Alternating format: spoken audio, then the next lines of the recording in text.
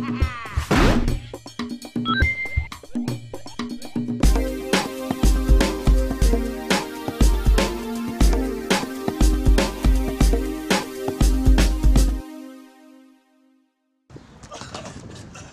upstairs here in the Bethesda booth at E3, talking about one of the games that I'm looking forward to the most this year, definitely Elder Scrolls, Skyrim.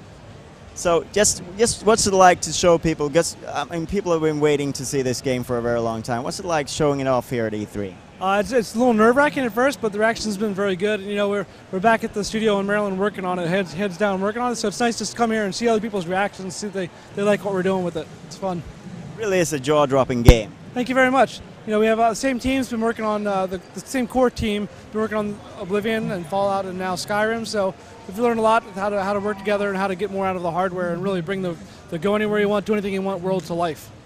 So just to get an idea of how you work behind the closed doors at the team, when did the ideas for Skyrim and the theme of this game, when they start to take shape, and how long have you been working on it? Once we finished Oblivion, we started working on the ideas, what we wanted to do with the next Elder Scrolls game.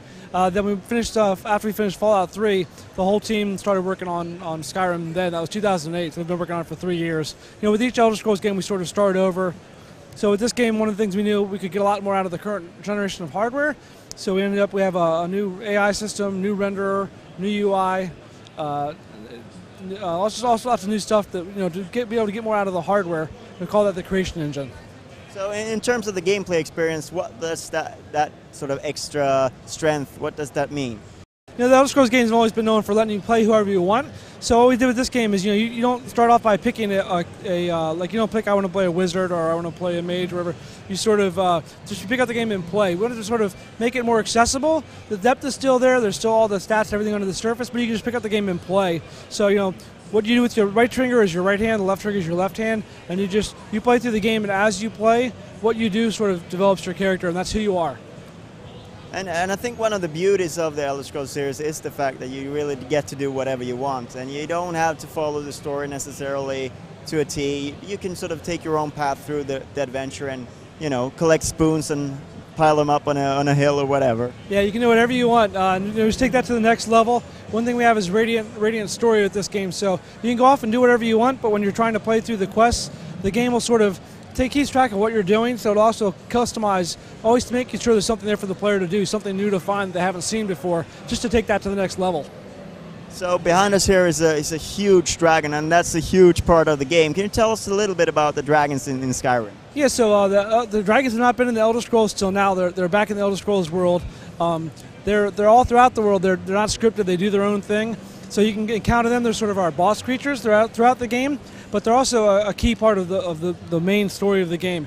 You actually find out as you play, you're dragonborn. You can speak the language of the dragon. So when the dragons shout, they're actually speaking this language that they have. And you are special. You have the ability to learn this language and speak it. So as you go through the game, you learn more and more ways to shout like the dragons. Helps you become more powerful and help fight the dragons in the world. And that does that sort of work like a magic system or of sorts, or like an extension on magic? We have there's melee combat weapons, bow and arrow, and swords and such.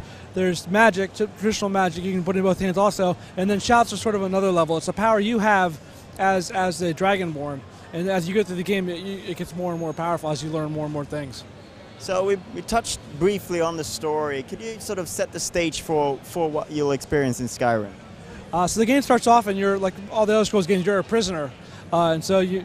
I don't want to change that. No, I don't want to change that. Obviously, you don't die, so you sort of learn pretty early on that you're dragonborn. You can speak this language. Dragons have returned to the world, and so you go off, and what do you do with that? Where do you go? What do you do?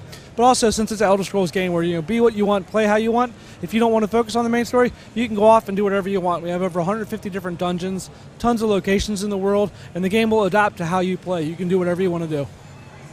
I think Oblivion was one of the more visually striking games when it came out, but obviously there's been a few years now, but I do believe that just looking at Skyrim, you can see just how much more beautiful it is and how much more the engine has progressed.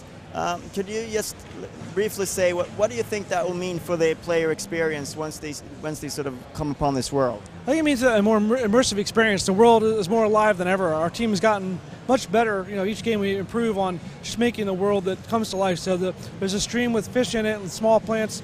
You know, the detail of that level up to the cities and, you know, the highest peak in the world where you can actually go to. So it really provides a whole new level of freedom. And then the more we learn how to get out of the current generation consoles, the prettier we can make it look. And also our new user interface, we wanted to make it fun, you know, get away from the spreadsheet feel and really provide the ability to look at the stuff you have, look at your stats, make everything visually. All the information is still there, but it's much more entertaining since you spend a lot of time in menus. I think the lumber mill was something where you sort of give an example of how you can affect the economy in the game and how the economy works. Could you touch on that? Everybody has jobs in the world. Like the NPCs go about their business, they also have jobs. And then as a player, you can do these things yourself to either earn money or to improve your weapons or your skills. And then also, if you want to, you can sabotage, you know, things and it'll affect the economy. Just for fun. Yeah. You know, you can do what you want. So if you want to play it for real, be a nice guy, it's fine. If you want to be a jerk and mess things up, you know, it's Elder Scrolls. Be what you want, do what you want. All right. Thank you very much for your time, Craig. Thank you very much. Looking forward to November. Thank you. So am I.